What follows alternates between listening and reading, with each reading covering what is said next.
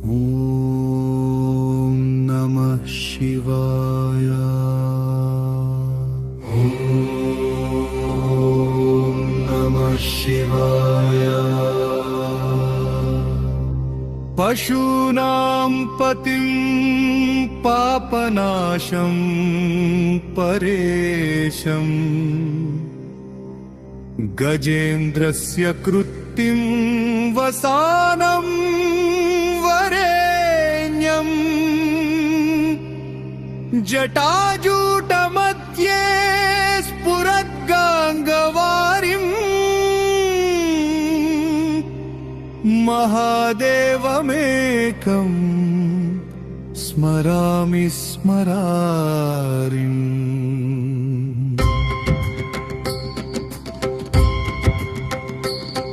महेशं सुरेशं सुरारातिनाशं विभुं विश्वनाथं विभूत्यङ्गभूषं विरूपाक्षमिन्द्वर्कहुग्निं त्रिनेत्रं सदानन्दमीडे प्रभुं पञ्चवक्त्रम्।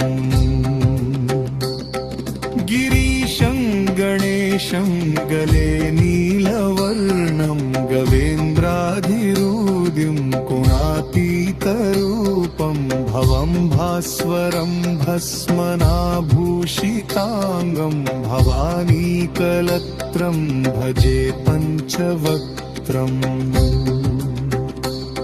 शिवाकान्तशम्भो शशाङ्कार्धमौले महेशानशूलिं जटाजूटधारिं त्वमेको जगद्व्यापको विश्वरूप प्रसीद प्रसीद प्रभो पूर्णरूप। परात्मानमेकं जगद्बीजमाद्यं निरीहं निराकारमोङ्कारवेद्यं यतो जायते पाल्यते येन विश्वं तमीशं भजे लीयते यत्र विश्वम्।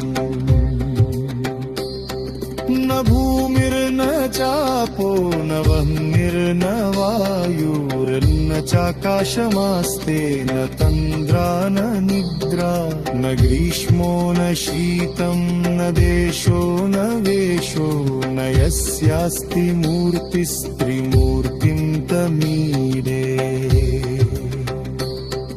अजं शाश्वतं कारणं कारणानां शिवं केवलं भासकं भासकानां तुरीयं तमः पारमाद्यन्तहीनं प्रपद्ये परं पावनं द्वैतहीनम्। नमस्ते नमस्ते विभो विश्वमूर्ते नमस्ते नमस्ते चिदानन्दमूर्ते नमस्ते नमस्ते तपोयोगगम्य नमस्ते नमस्ते श्रुतिज्ञानगम्य।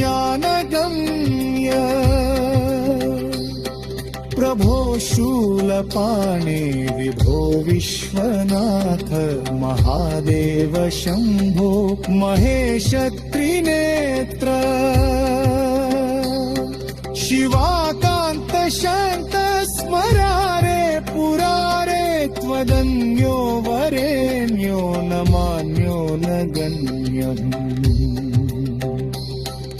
शम्भो महेश करुणामय शूलपाणे गौरीपते पशुपते पशुपाशनाशिं काशीपते करुणया जगदेतदेक स्तंहंसि पासि विदधासि महेश्वरोऽसि।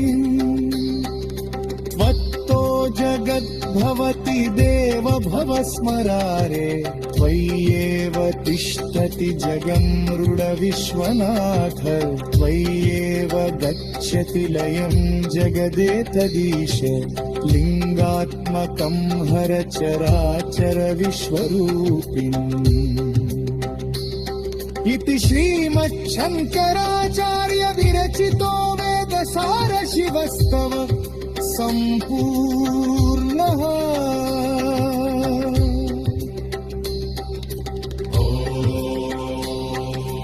नमः शिवाय